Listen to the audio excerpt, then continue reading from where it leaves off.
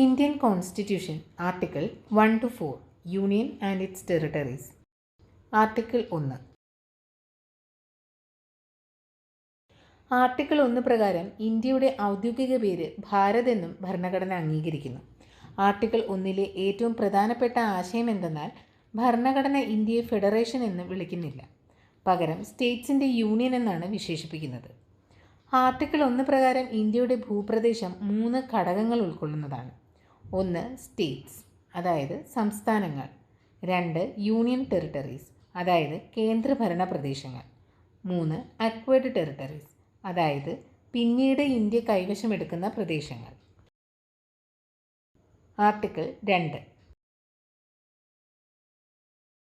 Article 2 പ്രകാരം parliament നിശ്ചയിക്കുന്ന നിബന്ധനകൾ അനുസരിച്ച് പാർലമെൻറ്റിന് പുതിയ സംസ്ഥാനങ്ങളെ ഇന്ത്യയിൽ ഉൾപ്പെടുത്താനും പുതിയ സംസ്ഥാനങ്ങൾ സ്ഥാപിക്കാനും അധികാരമുണ്ട്.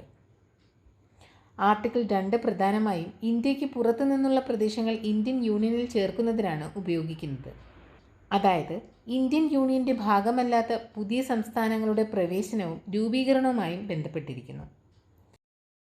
ആർട്ടിക്കിൾ 3.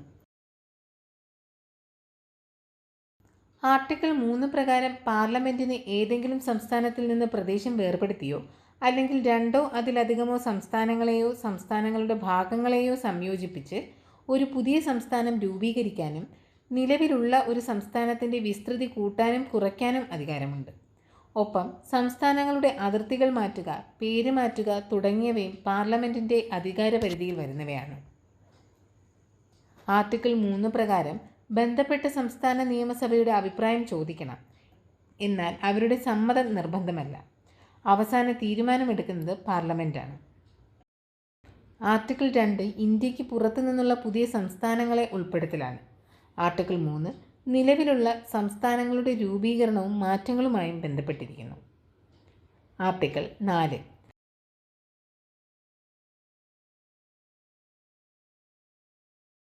ആർട്ടിക്കിൾ 4 പ്രകാരം പാർലമെൻറ്റ് പുതിയ സംസ്ഥാനം രൂപപ്പെടുത്തി അതിനെ ഇന്ത്യൻ യൂണിയനിൽ ചേർക്കുകയും അത് പിന്നീട് ഭരണഘടനയിൽ പ്രസ്താവിക്കുമെങ്കിലും അതൊരു ഭരണഘടനാ ഭേദഗതിയായി കണക്കാക്കപ്പെടില്ല.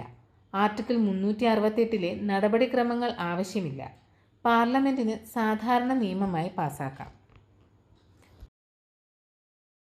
ആർട്ടിക്കിൾ 1 മുതൽ 4 വരെ ഇന്ത്യയുടെ ഭൂപ്രദേശവും സംസ്ഥാന ഘടനയും നിയന്ത്രിക്കുന്ന അടിസ്ഥാന ആർട്ടിക്കിളുകളാണ്. വീഡിയോ ഇഷ്ടമായെങ്കിൽ ലൈക്ക് ചെയ്യുക, യൂസ്ഫുൾ ആയെങ്കിൽ സബ്സ്ക്രൈബ് ചെയ്ത് സപ്പോർട്ട് ചെയ്യുക.